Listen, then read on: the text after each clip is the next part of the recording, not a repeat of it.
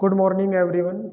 नमस्कार दोस्तों, बजरंग कोचिंग संस्थान में आपका हार्दिक स्वागत एवं अभिनंदन है। आज हम पढ़ेंगे पाठ नंबर 4। अब तक जो 3 पाठ पढ़ाए गए हैं उनका बढ़िया रेस्पॉन्स मिलने के बाद हम आज आपको पाठ नंबर 4 पढ़ाने जा रहे हैं। ठीक है, तो देखिए पाठ नंबर 4, कार्बन और उसके यौगिक। कार्बन और उसके यौगिक। देखिए इस पाठ के अंदर सत्र 2022-23 में 3 तरह के प्रश्न पूछे। पहला वस्तुनिष्ठ एक प्रश्न होगा जो वस्तुनिष्ठ होगा। दूसरा जो प्रश्न होगा वो होगा अति लघुत्तरात्मक। तीसरा जो प्रश्न होगा वो होगा लघुत्तरात्मक। क्या होगा? लघुत्तरात्मक। ये आपका 1 नंबर का होगा, 1 नंबर का ये होगा, और ये 2 प्रश्न होंगे और दोनों 2-2 नंबर के होंगे, कुल मिलाकर 4 नंबर। ये पाठ आपका कितने 4 प्रश्न होंगे और 6 अंक होंगे। 4 प्रश्नों के कितने अंक मिलेंगे? 6 अंक। तो इनमें देखिए अपन यहाँ से शुरू करते हैं। पहले जो बड़े प्रश्न हैं, 2-2 नंबर के कौन कौन से प्रश्न हैं, तो इनमें पहला प्रश्न होगा आप निम्न की संरचना चित्रित कीजिए। निम्न की संरचना चित्रित कीजिए। ये आपका 2 नंबर का एक बड़ा प्रश्न है। अब इस 2 नंबर के बड़े प्रश्न में देखिए आपको संरचना बनाना आता है कि नहीं आता है, लेकिन कम समय में हम इसे कैसे अच्छे से कर सकते हैं, उसके लिए आपको क्या करना है, आपको कार्बन की संख्या ज्ञात करनी है। कार्बन की संख्या 1 है तो हम उसे क्या कहेंगे? मैथ। इसमें 2 है तो एथ, और 3 है तो प्रॉप, 4 है तो ब्यूट, 5 है तो पेंट, और 6 है तो हेक्स। 6 है तो क्या कहेंगे? हेक्स। अब ऐसे ही इनकी 3 श्रेणियां हैं। पहली श्रेणी को हम लिखते हैं एल्केन श्रेणी। कौन सी श्रेणी? एल्केन श्रेणी। दूसरी को हम लिखेंगे एल्कीन श्रेणी, और तीसरी जो श्रेणी होगी उसका नाम क्या होगा? एल्काइन। तीसरी श्रेणी का नाम क्या होगा? एल्काइन श्रेणी। इन तीनों श्रेणियों से आपको 1-1 या 2-2 चित्रित संरचना पूछ सकता है। तो एल्केन श्रेणी में आपको सबसे पहले इसका सूत्र ज्ञात करना है, CnH2n+2। ये इसका सूत्र है। CnH2n इसका होगा CnH2n-2। आपको एक प्रश्न एबेसिड में जो पहला वस्तुनिष्ठ प्रश्न है वो इन तीनों को देखकर इनमें से कोई नहीं फिर पूछ सकता है एल्कीन, एल्काइन, एल्काइन। तीनों में से किसी एक का एबेसिड पूछ सकता है। ये तो आपको एक ऐसे ज्ञात करना है। फिर इसके बाद देखिए कि आप इनका संरचना कैसे बनाएंगे। तो इसकी जो संरचना है इसका अनुलग्न होगा इन, इसका क्या होगा? इन, और इसका होगा आयन। तो अब आपको जैसे परीक्षा में पूछ लिया गया है कि प्रोपेन की संरचना बनाइए। क्या बनाइए? प्रोपेन। इधर प्रोपीन और इधर क्या हो जाएगा? प्रोपाइन। इनकी आपसे अगर संरचना पूछी जाती है तो आप कैसे बनाएंगे? इसकी संधि करेंगे। आप लिखेंगे प्रोप प्लस इन, प्रोप प्लस इन। वैसे ही अब आप ये शब्द आपके पास आ गया है तो इधर आइए, प्रोप में कितनी सी है? 3, तो आप यहाँ 3 सी लिखेंगे, 1 2 3। एन का मतलब होगा कि सभी सी और सी के मध्य एकल बंध होगा। सी और सी के मध्य क्या होगा? एकल बंध। तो आप इसको चारों ओर से 1-1 से जोड़ देंगे। चारों तरफ आप हाइड्रोजन जोड़ेंगे और इसका नाम क्या हो जाएगा? प्रोपेन। क्या नाम हो जाएगा इसका? प्रोपेन। तो आराम से आप प्रोपेन की संरचना चित्रित कर सकते हैं। प्रोपेन की एक शर्त होगी कि सी और सी के मध्य आपको एक डबल बंध लगाना है। यहाँ क्या है? संधि करेंगे तो वही शब्द आपका आएगा प्रोप प्लस इन। तो यहाँ प्रोप में कितने सी हैं, 1 2 और ये 3। शर्त क्या है कि एक क्या होगा, डबल बंद। अब कार्बन की संयोजकता 4 है, तो 2 और 1 3 और 1 4, 2 3 और 1 ये 4, इसका 1 2 3 और ये 4। आप चारों जगह क्या लिखेंगे, हाइड्रोजन लिखेंगे और इसकी संरचना का नाम क्या हो जाएगा, प्रोपीन। ठीक है। यहाँ तक तीसरा जो आपका पॉइंट है वो है आपका प्रोपाइन।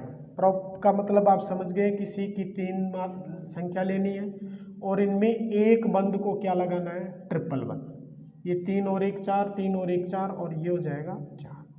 आप ऐसे लिखेंगे। ये आपकी पहली जो स्टेज है कि आप इसमें क्या क्या संरचना बना सकते हैं। तो ये आपका प्रोपेन, प्रोपीन और प्रोपाइन समझ में आ गया है। अब इनमें से जो आगे पाठ में सबसे ज़्यादा संरचना पूछी जाती है उनमें ये प्रोपाइन और ये प्रोपीन, ये वाला समूह बहुत कम है और इनकी जगह आपको नया टॉपिक दे रखा है। उसके अंदर जैसे भी आप देखेंगे कि एल्केन श्रेणी का उपयोग अधिक किया हुआ है। कौन सी श्रेणी का उपयोग किया हुआ है, एल्केन श्रेणी का। कैसे किया गया है देखिए, यहाँ आपको दिया गया होगा क्रियात्मक समूह। क्या दे रखा है, क्रियात्मक समूह। पहले 2 दे रखे हैं, क्लोरो और एक ब्रोमो। क्लोरो और ब्रोमो, हिंदी में आप इधर लिख देंगे क्लोरो और ब्रोमो, क्लोरो और ब्रोमो। ये दोनों को दे रखा है और इनका नाम लिखा है पूर्व लगन। तो अब आप इन्हें देखेंगे कि किताब के अनुसार इन्हें डबल और ट्रिपल बंद के साथ तो जोड़ा नहीं गया है, केवल सिंगल बंद के साथ जोड़ना है। तो सिंगल बंद में जैसे आपसे परीक्षा में प्रश्न पूछ लिया कि क्लोरोपेंटेन की संरचना लिखिए, क्लोरोपेंटेन की संरचना लिखिए, तो आपको क्या करना है, इसमें उल्टा चलना है। क्या करना है, उल्टा चलना है। ये क्या दे रखा है, पेंटेन। आप पेंट में कितने सी लिखने हैं, 5। आप आराम से 5 सी लिखेंगे। ये आपका क्या बन गया है, पेंटेन बन गया है। क्या बन गया है, पेंटेन। अब आपको क्या जोड़ना है, क्लोरो। अब क्लोरो कहाँ जोड़ना है, तो क्लोरो जोड़ने की जो मुख्य शर्त है, आप इस क्लोरो को यहाँ और यहाँ 6 जगह 1 2 3 4 5 और 6 जगह लिख देंगे तो इस संरचना का नाम क्या रहेगा, क्लोरोपेंटेन, क्लोरोपेंटेन। अगर इसकी जगह आप Br जोड़ते हैं तो इसका नाम क्या हो जाएगा, ब्रोमोपेंटेन, ब्रोमोपेंटेन। तो आप ऐसे बनाएंगे और इन दोनों को इस तरह से लिख देंगे। कोई सी भी जगह आप एक जगह क्लोरो या ब्रोमो या दोनों में से कोई भी किसी भी जगह लिखेंगे, बाकी जो जगह खाली रहती है वहाँ आपको हाइड्रोजन जोड़ने हैं। तो एक उदाहरण तो ये हो गया है। दूसरा वो आपसे पूछ ले कि 3 क्लोरोपेंटेन लिखिए। क्या पूछ ले, 3 क्लोरोपेंटेन। तो इसी संरचना को आपको यथावत रखना है और किधर से भी नंबर डालना है, जिधर से आप लिखना चाह रहे हैं, जैसे 1, यहाँ 2, यहाँ 3, और इसी 3 नंबर पे आप क्या लिख देंगे, क्लोरो। तो ये 3 क्लोरो हो जाएगा। वैसे 2 3 4 लिख देंगे आराम से, कोई दिक्कत नहीं आएगी ना। आप ब्रोमो लिख देंगे और क्लोरो लिख देंगे, तो ये तो हो जाएगा आपका पूर्व लगन। हमारा पहला ही प्रश्न चल रहा है, संरचना को चित्रित कीजिए। तो यहाँ तक की संरचना आप आराम से बना सकते हैं। इसके बाद जो संरचना आएगी वो संरचना क्या होगी, ये तो थी आपकी पूर्व लगन वाली। अब जो संरचना आएगी वो कैसी होगी, अनुलग्न वाली। कौन सी संरचना आएगी, अनुलग्न वाली। तो देखिए अनुलग्न वाली जो संरचना है उनके अंदर पहली जो संरचना है वो है OH, यहाँ डैश लगा हुआ है, ये क्रियात्मक समूह है और इसकी जो अनुलग्न की ध्वनि होगी वो होगी ऑल। आपको सिर्फ इतना सा OH ज्ञात रखना है। बोर्ड में आपको जो प्रश्न देगा वो ऐसे दे देगा एथेनॉल। क्या दे देगा, एथेनॉल। तो आपको इसको संधि करके लिखना है एथेन प्लस ऑल। तो एथेन में से कितने, समझ गए, एथेन में कितने सी दे रखे हैं, 2। तो आप इधर 1 सी और ये 2 सी, और इसके बाद में क्या जोड़ देंगे, OH। इसकी संयोजकता पूरी करेंगे, HHH, ये आपकी क्या बन गई, एथेनॉल। ऐसे आप 1 सी पे मैथेनॉल, 2 पे एथेनॉल, 3 पे प्रोपेनॉल, 4 पे ब्यूटेनॉल, 5 पेंटेनॉल, 6 हेक्सेनॉल आराम से बना सकते हैं, कोई दिक्कत नहीं है। इसके बाद जो दूसरा क्रियात्मक समूह आएगा उसका नाम होगा एल, C डबल बंद O। ये तो आपका क्या है, क्रियात्मक समूह, और इसका अनुलग्न क्या है, एल। अनुलग्न क्या है, एल। और आपसे बोर्ड में पूछ लिया गया कि आप प्रोपेनेल बनाएं, क्या बनाएं, प्रोपेनेल। करना क्या है, इसकी संधि करिए, प्रोपेन प्लस एल, ठीक है। आपके पास एल ये रखा हुआ है, इस एल को आप यहीं रखिए वापस, और इसमें सी कितने दे रखे हैं, 1 दे रखा है पहले से, और आपको 3 बनाने हैं, तो आप 1 और 2, ये 3 सी हो गए, और ये संरचना क्या हो गई, प्रोपेनेल। क्या हो गई, प्रोपेनेल। आराम से बना लेंगे। ऐसे ही आप इसको अकेले के साथ यहाँ H जोड़ते हैं तो ये हो जाएगा मैथेनेल, एथेनेल, प्रोपेनेल, बढ़ाते जाएंगे, ब्यूटेनेल, पेंटेनेल, हेक्सेनेल। तो दोनों प्रकार के क्रियात्मक समूह आराम से हल हो जाएंगे, कोई दिक्कत होगी नहीं, होगी ना, ठीक है। आगे का जो क्रियात्मक समूह है वो देखिए। अब आगे जो तीसरा है वो है कीटोन। कौन सा समूह है, कीटोन, और इसमें ध्वनि क्या आ रही है, ऑन। ध्वनि क्या आएगी, ऑन। क्रियात्मक समूह दे रखा है कि C और C दोनों के मध्य आपको ये दिया हुआ होगा, और आपसे उन्होंने पूछ लिया ब्यूटेनॉन।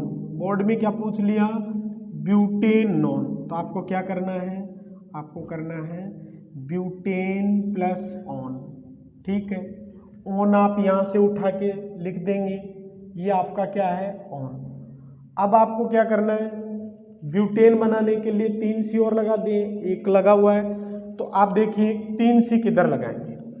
अगर आप इधर C लगा रहे हैं अच्छी बात है, लेकिन अगर इधर आप H लगाते हैं तो ये क्या हो जाएगा, L। इसलिए आपको क्या करना है, इसको अंदर लेने के लिए 1 सी अंदर लगाना है। अब आप इसको चारों ओर से HH से जोड़ देंगे, और ये आपकी संरचना क्या बन जाएगी, ब्यूटेनॉन। ब्यूटेनॉन। इसके अंदर मैथेनॉन और एथेनॉन नहीं बनेंगे, कहाँ से बनेगा, प्रोपेनॉन। अगर 2 सी के मध्य बंद है तो प्रोपेनॉन, ब्यूटेनॉन, पेंटेनॉन और हेक्सेनॉन। इसका जो अंतिम जो क्रियात्मक समूह होगा वो क्या है, ओइक अम्ल। वो क्या है, ओइक अम्ल। ओइक अम्ल के अंदर क्या करना है, आपको क्रियात्मक समूह दिया हुआ होगा COH डबल बंद O, ये आपको क्रियात्मक समूह दे रखा है। अब वो जैसा भी पूछे इनमें संख्या रख के आपको रखना है ऊपर की तरफ।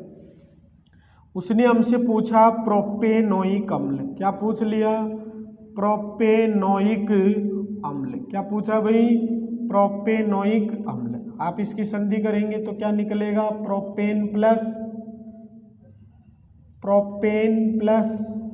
ओइक अम्ल।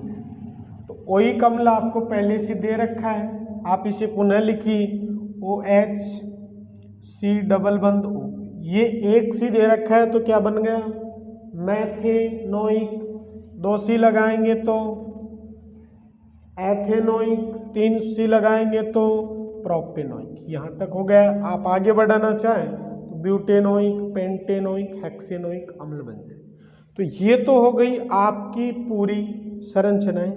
अब बोर्ड में वो 4 संरचना देगा तो एक तो सीधी देगा, जैसे पेंटेन पूछ लिया हो, एक उनमें से देगा क्लोरो और ब्रोमो में से, और 1 या 2 इनमें से देगा।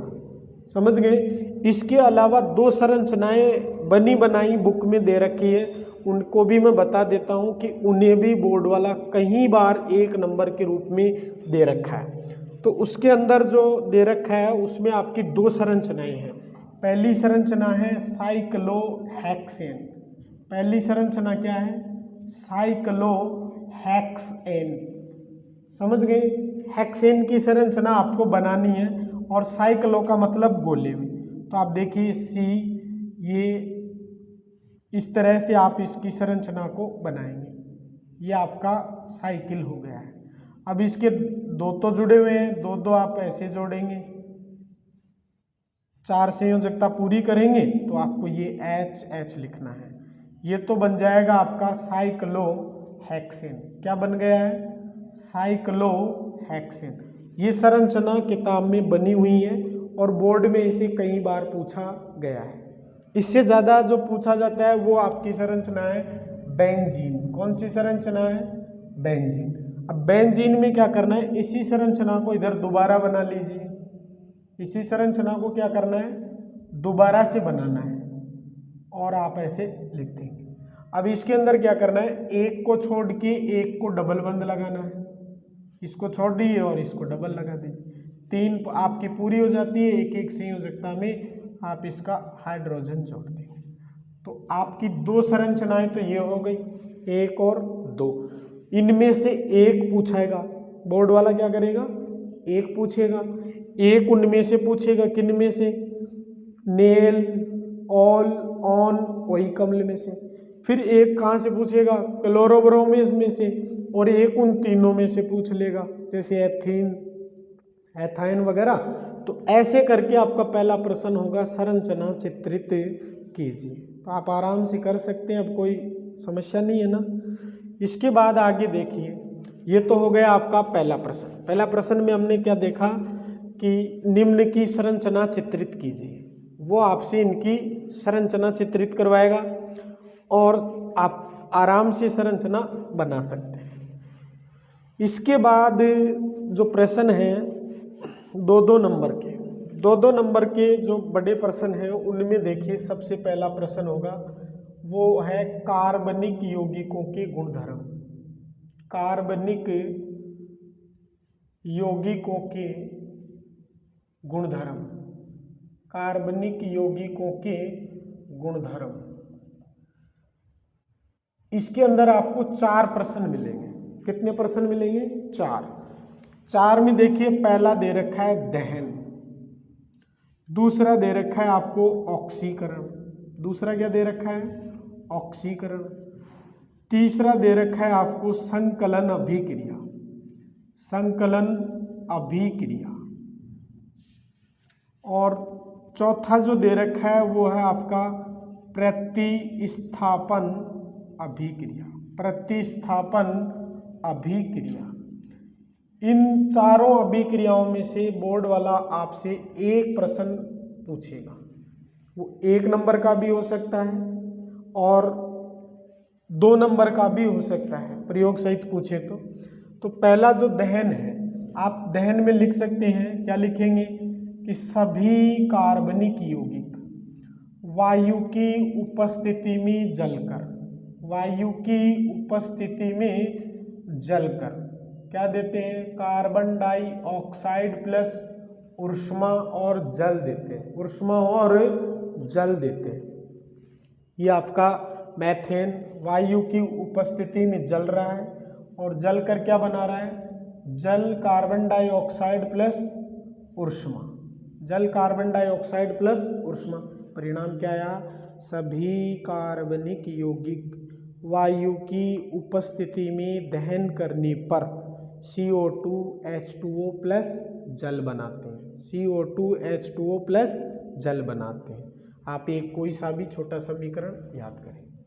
इस एक ऑक्सीकरण में देखिए C2H5OH, ये एथेनॉल क्या करता है कि K2Cr2O7, ये कैसा है? क्षारीय। और दूसरा जो पदार्थ है वो है KMNO4, ये अम्लीय है। इस अम्लीय और क्षार की उपस्थिति में ये क्या करता है? एक ऑक्सीजन देता है, तो ये क्या बनाता है, अम्ल बनाता है। क्या बनाता है, अम्ल।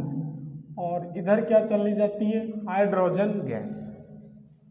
देखिए C2 C दोनों हैं, H5 और 1 6, 3 और 1 4 और 2 6, तो ये क्या बन गया है, एथेनोइक अम्ल। इधर O1 था और इसमें O कितने आ गए, 2।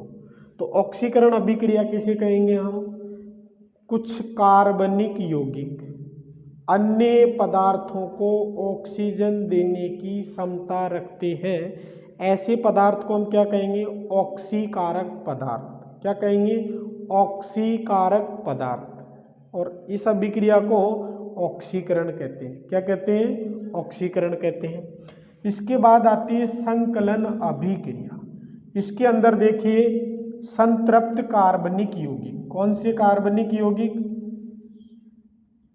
संतृप्त, और एक होते हैं असंतृप्त। संतृप्त और असंतृप्त दोनों परिभाषा यहीं पे सुन लीजिए। वे कार्बनिक यौगिक जिनके मध्य एकल बंध पाया जाता है, कौन सा बंध पाया जाता है, एकल बंध पाया जाता है, हम उन्हें संतृप्त यौगिक कहते हैं। और जिनके अंदर डबल बंध पाया जाता है, द्विव या त्रिआबंध पाया जाता है, हम उन्हें क्या कहेंगे, असंतृप्त कार्बनिक यौगिक। तो इसके अंदर क्या है, असंतृप्त कार्बनिक यौगिक हाइड्रोजन का योग करके क्या बन जाते हैं, संतृप्त यौगिक। तो असंतृप्त में देखिए CH2 डबल बंध CH2, ये क्या जोड़ेगा, एक H2, किसकी उपस्थिति में, निकल उत्प्रेरक की उपस्थिति में, और ये क्या बन जाएगा, CH3 CH3। समझ में आ गया है कि असंतृप्त हाइड्रोजन जोड़कर निकल उत्प्रेरक की उपस्थिति में संतृप्त बन जाते हैं। हम इसे क्या कहेंगे, संकलन अभिक्रिया। इस अभिक्रिया का उपयोग वनस्पति तेल से घी बनाने में किया जाता है। आ गए यहाँ तक समझ में। फिर इसके बाद है प्रतिस्थापन अभिक्रिया। कौन सी अभिक्रिया, प्रतिस्थापन अभिक्रिया। इस अभिक्रिया में क्या होता है, संतृप्त, कौन सा होता है, संतृप्त कार्बनिक यौगिक, संतृप्त कार्बनिक यौगिक सूर्य के प्रकाश की उपस्थिति में क्लोरीन का योग करके हाइड्रोजन का प्रतिस्थापित कर देते हैं। ऐसी अभिक्रिया को क्या कहेंगे, प्रतिस्थापन अभिक्रिया। क्या करते हैं, संतृप्त कार्बनिक यौगिक CH4 ये क्या करते हैं, क्लोरीन का योग करते हैं, किसकी उपस्थिति में, सूर्य के प्रकाश की उपस्थिति में करते हैं, और क्या कर देते हैं, हाइड्रोजन का प्रतिस्थापन कर देते हैं। हम ऐसी अभिक्रिया को क्या कहेंगे, प्रतिस्थापन अभिक्रिया। तो ये एक मोटा बड़ा प्रश्न है कार्बनिक यौगिकों के गुणधर्म। इनमें ये 4 अभिक्रियाएं हैं, तो इन चारों अभिक्रियाओं में से ऑक्सीकरण और संकलन दोनों अभिक्रियाएं वेरी मोस्ट क्वेश्चन है इस बार के लिए, आप इन्हें अच्छे से याद कर लीजिएगा। ठीक है यहाँ तक। इसके बाद जो अंतिम प्रश्न बचा है वो है कार्बनिक यौगिकों के गुणधर्म। कुछ महत्वपूर्ण कार्बनिक पदार्थों के या कार्बनिक यौगिकों के गुणधर्म और उनकी उपयोगिता, ये आपको दे रखा है। महत्वपूर्ण कार्बनिक यौगिक क्या दे रखा है, महत्वपूर्ण कार्बनिक यौगिक। दूसरा जो प्रश्न होगा वो होगा महत्वपूर्ण कार्बनिक यौगिक। अब देखिए यहाँ से जो प्रश्न है वो कैसा है। पहला देखिए, पहला जो दे रखा है वो है आपका एथेनॉल। पहला जो महत्वपूर्ण कार्बनिक यौगिक दे रखा है वो क्या है, एथेनॉल। आपको एथेनॉल का सूत्र लिखना है C2H5OH, वो पूछ सकता है। समझ में आ गया। इसके बाद देखिए एथेनॉल का सूत्र हो गया। इसके बाद इसका गलनांक, इसका गलनांक 156 और क्वथनांक 351 केल्विन, इतना सा याद करना है। दूसरा इसके 2 उपयोग, एथेनॉल के उपयोग या लाभ, उपयोग या लाभ। तो लाभ में क्या क्या आएगा, औषधि बनाने में, इसका उपयोग किस में किया जाता है? औषधि बनाने में। पहला ये आप लिखेंगे, फिर इसमें लिखेंगे जैसे कफ सीरम, कफ सीरम, टिंचर आयोडीन, कफ सीरम और टिंचर आयोडीन आदि औषधियाँ बनाने में किया जाता है। इसका दूसरा उपयोग अच्छे विलायक के रूप में किया जाता है। किसके रूप में किया जाता है? विलायक के रूप में। इसका उपयोग कई बार ईंधन के रूप में भी किया जाता है। ये तो हो गए इसके उपयोग, आराम से लिख सकते हैं लाभ और उपयोग। दूसरा जो इसका प्रश्न है वो क्या है? हानियाँ।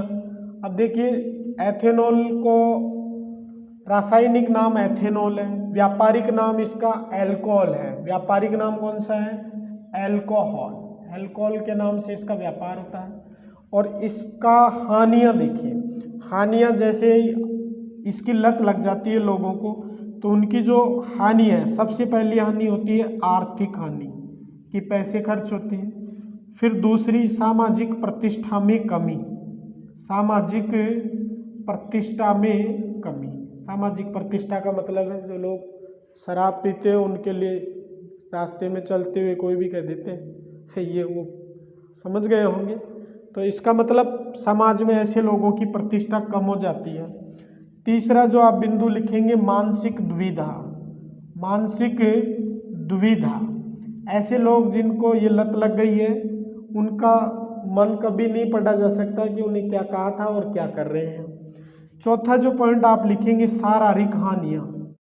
शारीरिक हानियाँ, इसमें आप शरीर से संबंधित कई बीमारियों का जिक्र कर सकते हैं, जैसे नियंत्रण एवं संतुलन का न होना, पाचन तंत्र कमजोर होना, समझ गए, ऐसे उन्नीदापन, केंद्रीय तंत्रिका तंत्र का कमजोर होना, समझ गए। तो ऐसी बीमारियां आप इसके अंदर लिख सकते हैं। तो ये तो हो गए इसके लाभ और हानि। इसके दो रासायनिक समीकरण हैं कि एथेनॉल C2H5OH, ये सोडियम से अभिक्रिया करके सोडियम एथोक्साइड बनाता है। C2H5ONA प्लस धातु से अभिक्रिया करके क्या देगा? H2। ये H2 आपका बाहर, यहाँ से डबल कर दीजिए इसे, 2 यहाँ लगा दीजिए, 2 यहाँ, H2 अपने आप, ये H2 बाहर चला जाए। ये क्या बना रहा है? Sodium ethoxide. क्या बना रहा है? Sodium ethoxide. दूसरा है, आपको अल्कोहल को क्या करना है? गर्म करना है। अल्कोहल को क्या करना है? गर्म करना है। गर्म करने पर ये किस में बदल जाती है? एथीन में। CH2 डबल बंद CH2 प्लस क्या चला जाता है? जल। इसके ये दो महत्वपूर्ण समीकरण हैं जिनमें ये कई बार पूछा गया है और हर बार ये मुख्य होता है।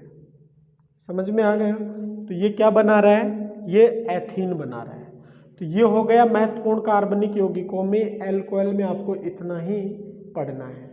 इसके बाद जो दूसरा यौगिक आपको दे रखा है वो दूसरा यौगिक देखिए। दूसरा जो महत्वपूर्ण यौगिक है उसमें दे रखा है आपको एथेनोइक अम्ल। क्या दे रखा है? एथेनोइक अम्ल।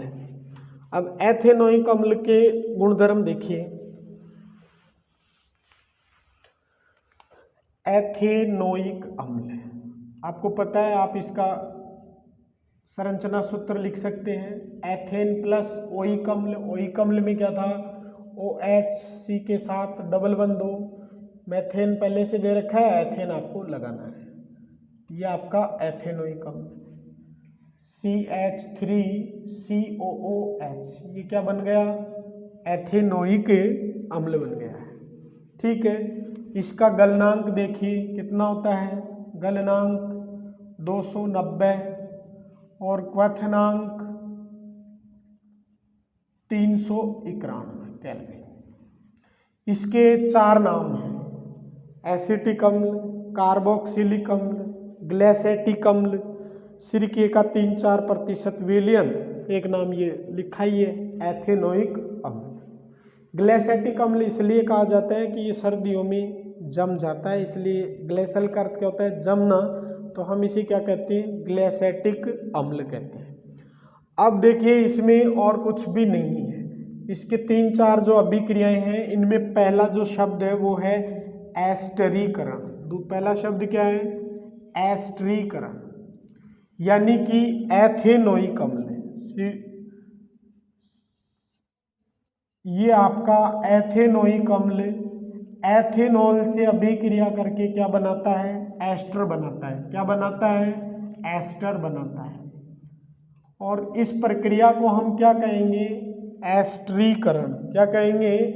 एस्टरीकरण। ये क्या बन गया आपका? एस्टर बन गया। और इस प्रक्रिया को हम क्या कहेंगे? एस्टर। प्रक्रिया को एस्टरीकरण, पढ़ने वाले यौगिक को एस्टर। तो एथेनोइक अम्ल एथेनॉल से अभिक्रिया करके क्या बनाता है? एस्टर बनाता है। इस प्रक्रिया को एस्टरीकरण कहते हैं। इस एस्टर के कुछ उपयोग लिख रखे हैं। इसका उपयोग स्वाद उत्पन्न करने में, इत्र बनाने में, और दूसरा साबुन बनाने में, ये इसके उपयोग हैं। समझ में आ गया? दूसरा जो टॉपिक दे रखा है वो है साबुनीकरण। उसके अंदर क्या है? CH3COOC2H5OH, यानी कौन? एस्टर। ये सोडियम हाइड्रोक्साइड से अभिक्रिया करके CH3COONA+C2H5OH क्या बनाता है? साबुन बनाता है। क्या बनाता है? साबुन प्लस एथेनॉल। साबुन प्लस एथेनॉल बनाता है। तो ये साबुन बनाने की प्रक्रिया को हम क्या कहेंगे? साबुनीकरण। एस्टर सोडियम लवण से अभिक्रिया करके साबुन बनाता है। इस प्रक्रिया को हम साबुनीकरण कहते हैं। अब आगे जो प्रश्न है वो देखिए कि ये जो एथेनोइक अम्ल है CH3COOH, ये भी सोडियम लवणों से अभिक्रिया करके क्या बनाता है? CH3COONA प्लस H2O, लवण प्लस जल। तो ये भी क्या बना रहा है? साबुन बना रहा है। ऐसे में ये आगे अगर अभिक्रियाएं आप पढ़ेंगे तो ये सभी सोडियम लवणों के साथ CH3COOH प्लस Na2CO3 के साथ भी, और CH3COOH प्लस NaHCO3 के साथ भी क्या बनाता है? साबुन। साबुन प्लस जल प्लस CO2, ये भी सेम यही बनाएगा। CH3COONA plus H2O plus CO2 बनाएगा। इधर ये दो हैं, आप इसे डबल कर दीजिए। इधर आपका H2 यहाँ से आ जाएगा, CO3 है तो ये टूट कर H2O प्लस CO2 बाकी यथावत है। तो ये है आपका एथेनोइक अम्ल जो सभी सोडियम लवणों से अभिक्रिया करके साबुन बनाता है। तो अब इसमें जो मोस्ट 2 नंबर के जो प्रश्न होंगे बेटा, वो एक तो आपका एस्टरीकरण कैसे रहेगा? एस्टरीकरण किसे कहते हैं? रासायनिक समीकरण लिखिए नीचे, एस्टर से उपयोग भी पूछ सकता है। दूसरा जो मोस्ट क्वेश्चन रहेगा वो आपका क्या रहेगा? साबुनीकरण किसे कहते हैं? रासायनिक समीकरण लिखिए। आ गया यहाँ तक समझ में? तो ये पूरा क्या था? एथेनोइक अम्ल था। इसके बाद जो अंत में हम आपको बताएंगे वो है साबुन की प्रक्रिया। साबुन की प्रक्रिया कि साबुन कैसे कार्य करता है।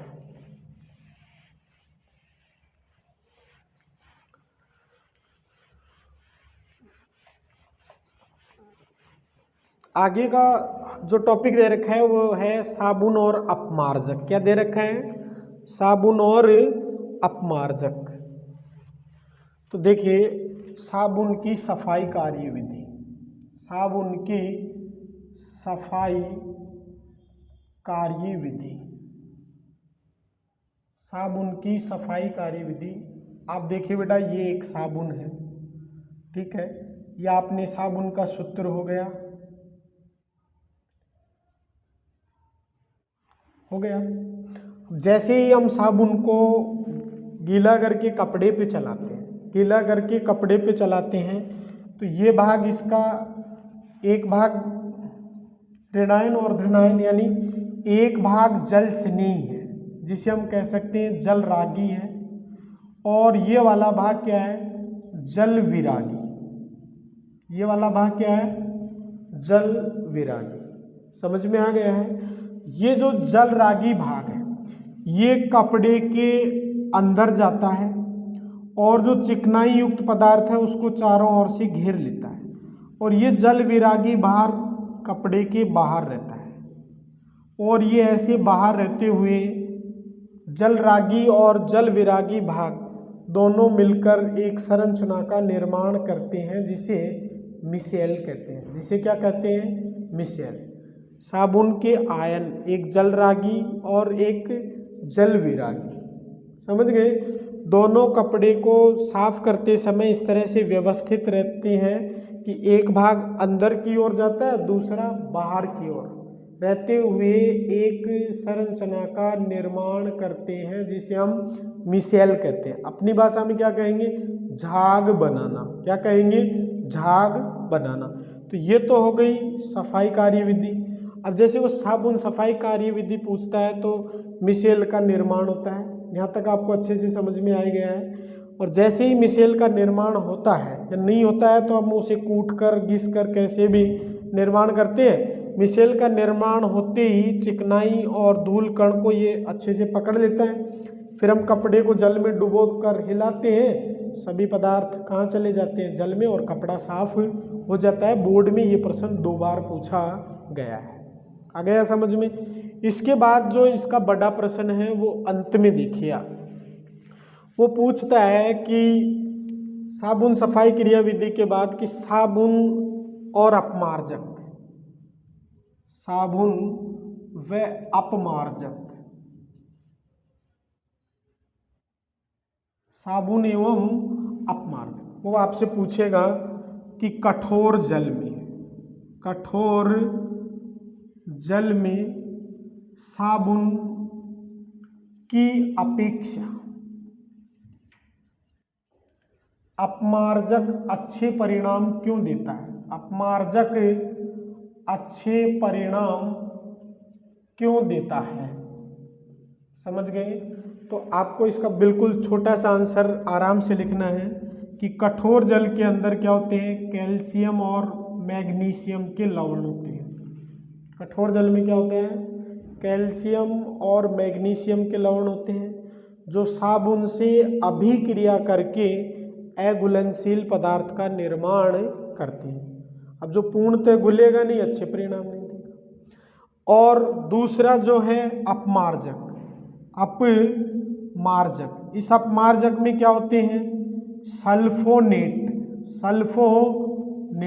और दूसरा अमोनियम। सल्फोनेट और अमोनियम के लवण होते हैं जो क्या करते हैं, कठोर जल से अभिक्रिया करके पूर्ण घुलनशील पदार्थ का निर्माण करते हैं जो जल में घुलकर अच्छा परिणाम देते हैं। समझ में आया। साबुन कठोर जल में उपस्थित कैल्शियम एवं मैग्नीशियम लवणों से अभिक्रिया करके अघुलनशील पदार्थ बनाता है, जबकि अपमार्जक में उपस्थित सल्फोनेट एवं अमोनियम लवण दोनों जल से, कठोर जल से अभिक्रिया करके या कैल्शियम मैग्नीशियम के लवणों से अभिक्रिया करके पूर्ण घुलनशील पदार्थ का निर्माण करते हैं जो पूर्णतः घुलकर अच्छे परिणाम देता है। तो पाठ नंबर जो 4 है इसके अंदर यही पूरा रामायण है जितनी भी थी, इसको मैंने आपको बहुत कम शब्दों में समझा दिया है। अब आपको मैं बता देता हूं कि इसमें से कौन कौन से ऐसे प्रश्न हैं जो आपको बोर्ड में मिलेंगे इस पैटर्न के अनुसार। तो अबसद में मैंने आपको बता दिया है कि ये स्त्रीकरण जो भी है छोटा छोटा। अब बड़े जो प्रश्न होंगे उनमें देखिए, पहला प्रश्न उल्टे चलिए, साबुन की सफाई कार्यविधि समझाइए। साबुन की सफाई कार्यविधि, या फिर इसको सफाई कार्यविधि लिखिए। एक प्रश्न 2 नंबर में आपसे ये पूछ लेगा। इसके बाद जो दूसरा प्रश्न होगा वो होगा कठोर जल में, कठोर जल में साबुन और अपमार्जक, साबुन व अपमार्जक कैसे कार्य करते हैं?